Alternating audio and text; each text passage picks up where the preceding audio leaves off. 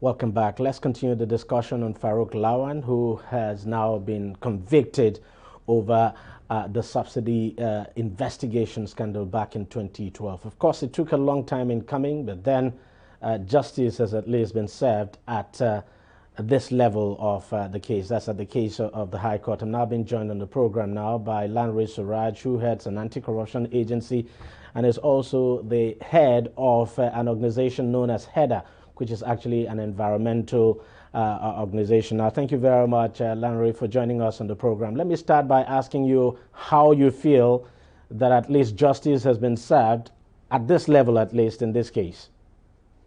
Yeah, I mean, this is actually an opportunity for us to, well, we can celebrate the fact that we finally get an high-profile corruption case seen to a conclusion at the first court of trial.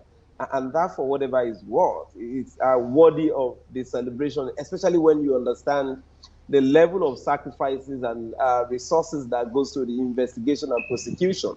But it's also an opportunity for the stakeholders in the administration of criminal justice to review how long it took us to get here. I mean, 9 years to prosecute a single case of bribery. And the good thing is the fact that this was a case that was also established through sting operations. And it is clear with all the evidence.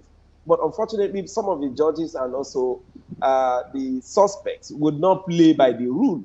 The Administration of Criminal Justice Act has also provided the limited time that is allowed for either the defense or the prosecution to create such unnecessary technicalities that would delay the prosecution of cases like this. But we're evolving, and we need to keep monitoring and challenging the system to ensure that we comply with some of these provisions. Now, because you talked about the delay and the time it took to get to arrive at this point in the case, would you support the idea of creating special corruption courts now to try corruption cases? Because probably if we had such a court, we probably would not have spent about 8 to 9 years now trying one case where it would appear the evidence is so very clear.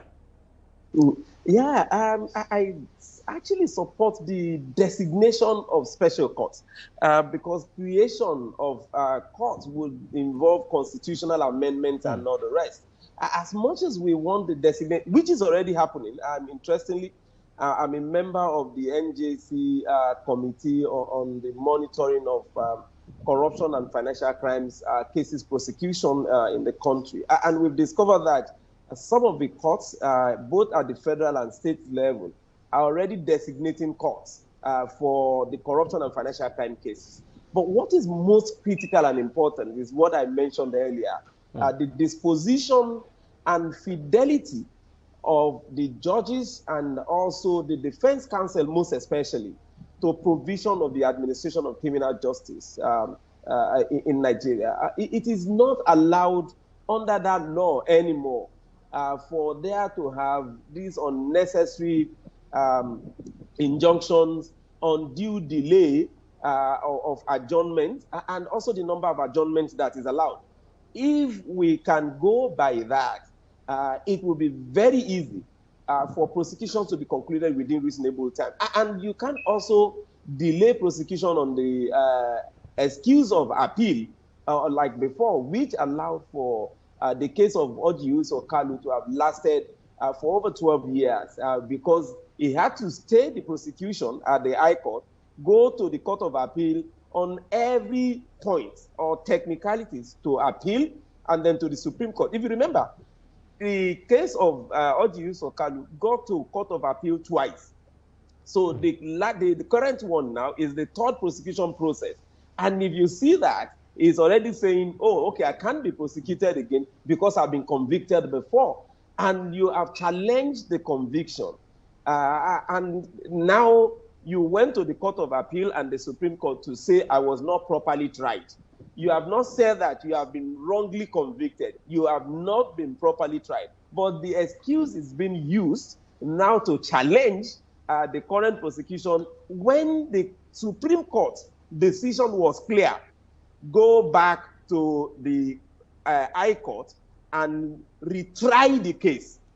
So it is not only an attempt at subverting the course of justice by manipulating the process, it is also an abuse of the court process that some of the suspects are engaging in, and that is what is most important. So even if you have designated courts or special courts, and the attitude of the judges and the suspects remains the same, then we're still not going to have speedy dispensation of cases of this nature. And because you talked about judges, I want your reaction on, you know, some of what actually played out in this case. I mean, we know it took 4 judges, for instance, to conclude this case. At some point, 2 of the judges, I think, or so, were actually promoted to higher courts, and so the case had to be heard all over again as provided by the rules.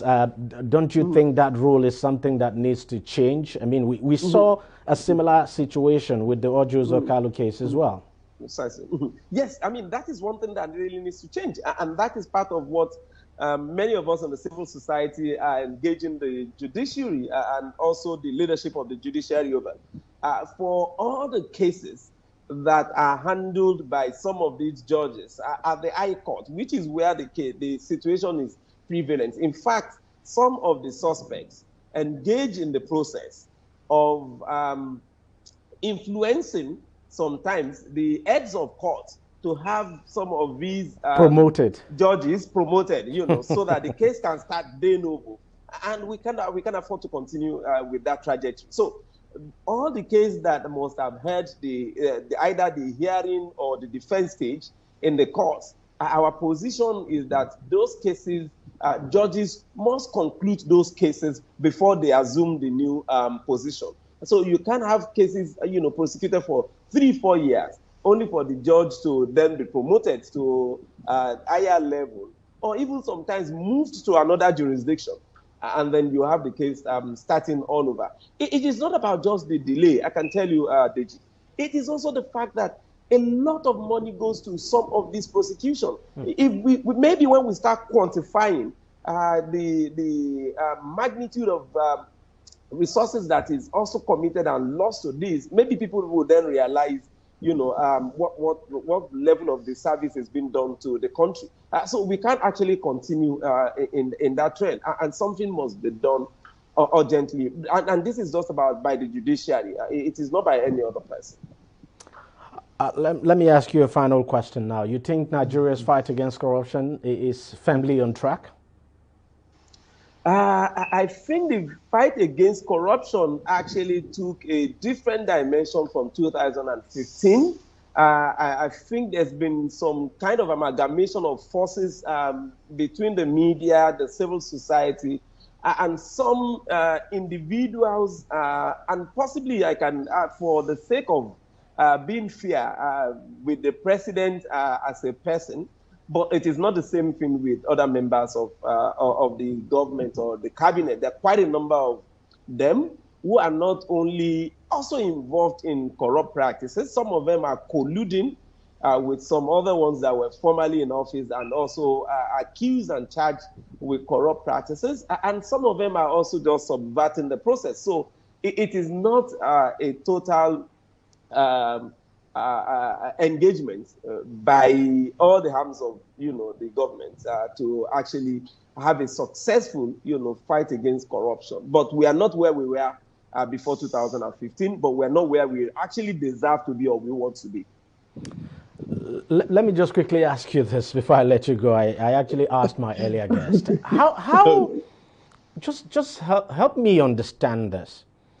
How does a man who is called Mr. Integrity, who is so much respected and, you know, held in high esteem in the House of Representatives, how does such a man go from being Mr. Integrity, so to speak, to becoming, you know, to becoming, you know, involved in corruption himself? How do you explain that?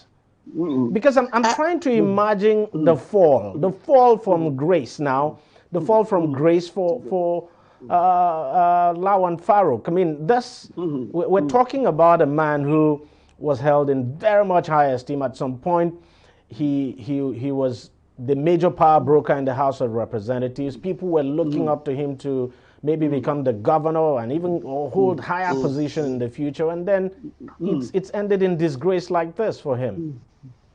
Yeah, it is rather unfortunate. And I can say with all sense of, real sadness, that what you see with Farouk Lawan is almost about 70% of what you see with many of our public office holders. So I'm going to be conservative to just use 70% and assume that quite a number of some other 20% are unknown, and we only have about 10%. Many of them, at the moment they get into politics, they become a complete different ballgame entirely. And some of them will still manage to maintain some measure of integrity and discipline when they get into office. But the moment they also assume some status of, infallibility or celebration by the people or by the constituencies and also the community, it gets into their head. And it clearly would show to you that this is not something that is just that just started with Mr. Farouk Lawan. It's something that it possibly has really engaged in before this last one. If Otedola had not been bold enough to have worked with the law enforcement agencies to conduct the sting operation, it would have continued with that toga of that Mr. Integrity, and it would have gone away with that bribery case. So it is really pathetic that this is what you get with many of our politicians. Quite a number of them are even very garrulous when they are either in office. In fact, even after being caught with their hands in the cookie jar, they still go around, pretending to be, fighters of the downtrodden. And you see a lot of them on Twitter. You see them on Facebook and on Instagram. After leaving office, after going even to court to defend some of their corrupt practices and indictments, they feel no sense of, remorse or shame to still also just go on Twitter and Facebook and Instagram, pretending to be critics and also defenders of accountability and good governance. This is where we are not getting our democracy and good governance, flourishing in the country, because it is still just bedeviled by characters of this nature. It's really quite unfortunate, and this is quite a big disgrace. And what can I say? Thank you very much, Lanre, Suraj, for joining us on the program. We have to leave it at that. Thank you very much for having me. Yeah. All right.